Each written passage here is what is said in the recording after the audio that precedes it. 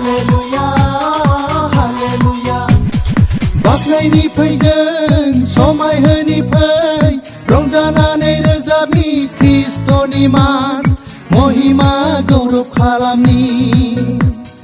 बाख्नायनि फैजों समायहोनि फै रंजानानै रोजाबनि ख्रिस्टनि मान महिमा गौरब खालामनि गोथार सान दिनै गोथार सान जोंनि थाखाय बासायग्रा प्रभु जिसुनि जोनोम सान गोथार सान दिनै गोथार सान जोंनि थाखाय बासायग्रा प्रभु जिसुनि जोनोम सान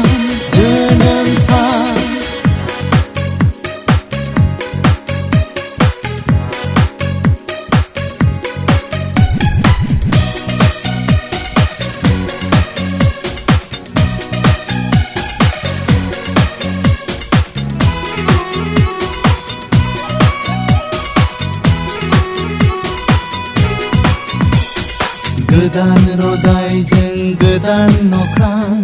गोदान रायजोनि गाहाम रादाब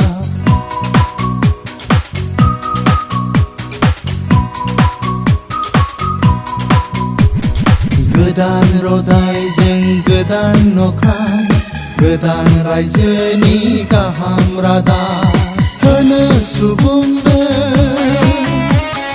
सोरगोनिफ्राय फैबाय जिसुआ जोंनि गेजेराव होनो सुबुंनो सोरगोनिफ्राय फैबाय जिसुआ जोंनि गेजेराव बाख्नायनि फैजों समायहोनि फै रंजानानै रोजाबनि ख्रिस्टनि मान महिमा गौरब खालामनि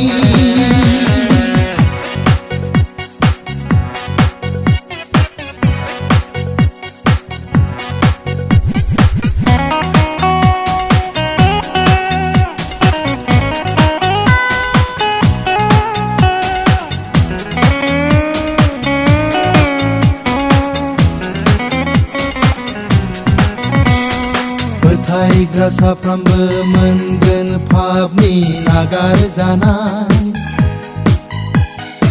आश्रय मोनगोन बिनि सेराव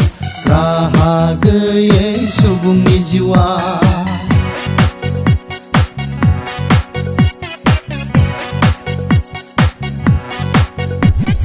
फोथायग्रा साफ्रोमबो मोनगोन पापनि नागारजानाय आश्रय मोनगोन बिनि सेराव राहा गैयै सुबुंनि जिउआ बाख्नायनि फैजों समायहोनि फै रंजानानै रोजाबनि ख्रिस्टनि मान महिमा गौरब खालामनि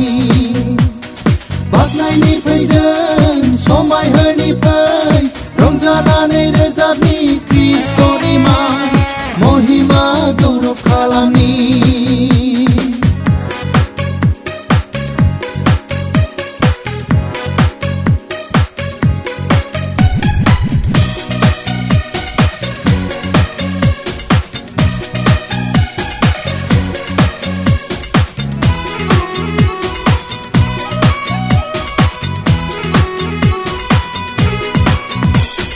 गावनो सोरजिखानाय गावनो अनखांबाय पापजों गोदोनाय सुबुं हारिखौ